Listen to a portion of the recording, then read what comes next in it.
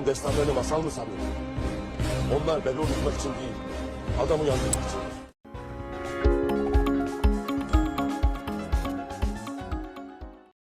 وضع السلطان قلب أرسلان نصب عينيه هدفين اثنين، وهما التوسع باتجاه الأراضي البيزنطية والقضاء على الدولة الفاطمية العبيدية وتوحيد العالم الإسلامي تحت راية الخلافة العباسية السنية في بغداد.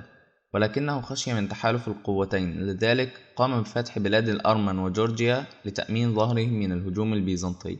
أرسل قلب أرسلان مبعوثا إلى الإمبراطور البيزنطي يطلب منه الصلح ويعده فيها بتوقف الغارات على الأراضي البيزنطية ليتفرغ لقتال الفاطميين. وأكمل مسيرته إلى حلب بعد رفض أميرها طاعة قلب أرسلان، فحاصرها حتى خضع أميرها للسلطان قلب أرسلان. في تلك الأثناء أرسل الإمبراطور رومانوس يطلب تجديد الهدنة، فوافق السلطان على ذلك، ولكن لم تكن رغبته في تجديد الهدنة سوى معرفة قوة جيشه وتعطيل حركته وحشد وتجنيد أكبر قدر من المرتزقة من الروس والكرج والفرنج والكومان والأرمن والبلغار. تتفاوت المصادر التاريخية في تحديد عدد الجيش، إلا أن المصادر الحديثة تشير إلى أن عدد الجيش يتراوح من 100,000 مقاتل إلى 150,000 مقاتل. وعندما علم قلب أرسلان باقتراب جيش ضخم باتجاه شرق الأناضول، ترك حصار حلب وسارع باتجاه إقليم أذربيجان لحشد أكبر قدر من المقاتلين، ويقدر عددهم من 15,000 مقاتل إلى 30,000 مقاتل. امتاز جيش قلب أرسلان بخفة الحركة وقدرة جيشه على استطلاع مواقع العدو، فقد تمكن من الانتقال من حلب إلى أذربيجان دون أن يشعر به جيش الروم. كانت خطة رومانوس الأولية السيطرة على القلاع والمدن بالقرب من بحيرة فان لإيقاف الغارات التركمانية، ثم التوجه إلى بلاد فارس والعراق والشام.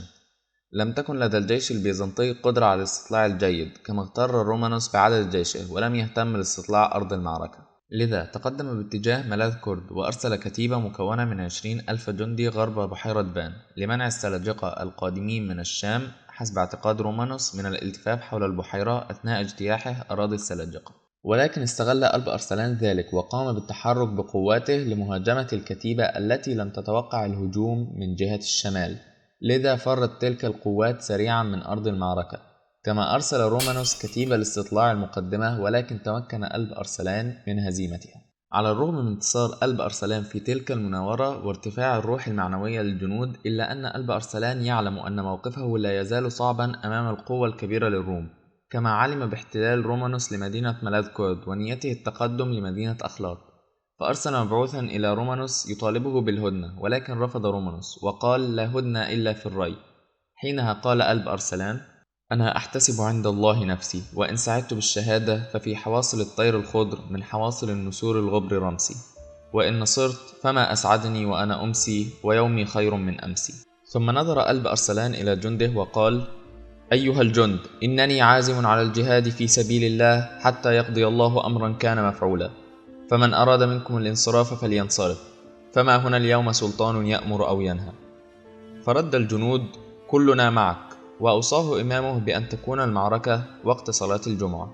وفي يوم الجمعة 27 من شهر ذو القعدة سنة 463 الموافق ليوم 26 من شهر أغسطس سنة 1071، خرج السلطان قلب أرسلان من خيمته برداء أبيض وقال: إن كانت الشهادة من نصيبي ليكن هذا الرداء الأبيض كفني، وليكن قبري موضع سقوطي، وأكملوا الطريق من بعدي تحت قيادة ابني ملك شاه. ونزل عن فرسه ليسجد لله وهو يمرغ وجهه بالتراب باكيا متضرعا بأن ينصر الله دينه.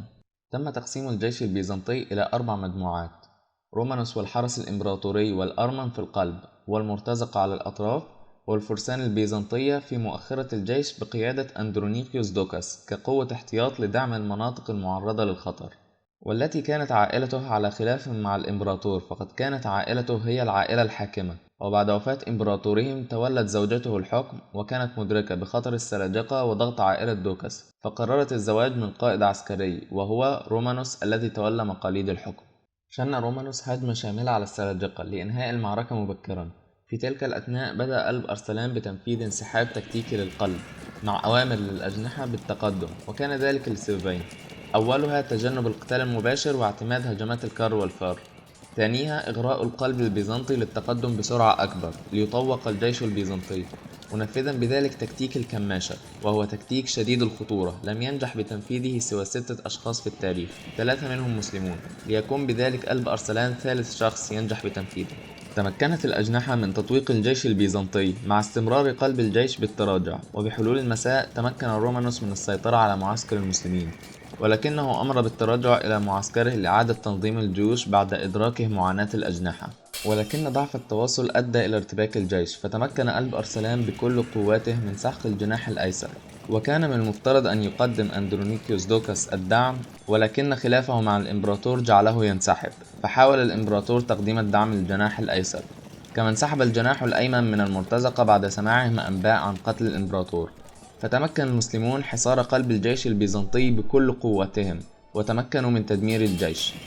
وتمكن أحد الجنود من أسر رومانوس وأحضره إلى السلطان قلب أرسلان، وألقاه على الأرض أمامه، فضربه قلب أرسلان بيده ثم داس بقدمه على رأسه، وأمره بأن يقبل الأرض ورأسه تحت نعل قلب أرسلان.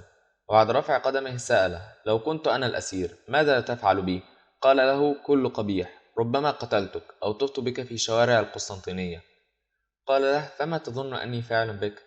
قال له: أن تقتلني أو تطوف بي في بلاد الشام، والأخرى بعيدة، وهي العفو وقبول الدية والطاعة. قال له: لم أفكر إلا في ذلك. وتم الاتفاق على أن يدفع الروم 1,500,000 قطعة ذهبية كفدية فورية، إضافة للجزية مقدارها 360,000 قطعة ذهبية سنويا، بالإضافة إلى التنازل عن مدن ملاذكرد وأردروم والرها وأنطاكيا، وأن يتزوج ابن السلطان من ابنة الإمبراطور. وعاد رومانوس إلى القسطنطينية مصحوبا بكتيبة من جند قلب أرسلان بموكب عظيم يليق بإمبراطور الروم، ولكن عند عودته وجد أن عائلة دوكاس قد عينت إمبراطورا جديدا، فجمع الموالين له للقتال، لكنه هزم وصار يتنقل بين المدن هاربا من السلطة الجديدة. ولكنه لم ينس قلب أرسلان، وأرسل له كل ما يملك محاولة منه للإيفاء بوعده. عرضت عليه السلطة الجديدة السلام مقابل تنازله عن مطالبه بالعرش، فوافق على ذلك، لكن أذاقه الله من كأس الغدر والخيانة كما غدر بالمسلمين، فقد قام الإنقلابيون بسمل عينيه ونفيه في جزيرة نائية دون أن يسمحوا له بأن يتلقى علاجا لعينيه التي يسيل منها الصديد. ولم يتلقى رومانوس نفس المعاملة التي عومل بها عند قلب أرسلان، ليموت رومانوس متأثرا بجراحه. تكمن أهمية معركة ملاذكرد أنها قضت على قوة الروم في الأناضول، ووسعت رقعة أراضي المسلمين، ولأول مرة منذ قرون يتمكن المسلمون من إزاحة الحدود بينهم وبين الروم 400 ميلا باتجاه الغرب. وفقدت الإمبراطورية البيزنطية سيطرتها على آسيا الصغرى، وأصبح الطريق مفتوحا على مصراعيه لفتح القسطنطينية، مما جعل بيزنطة تستعين بالحملات الصليبية لاحقا.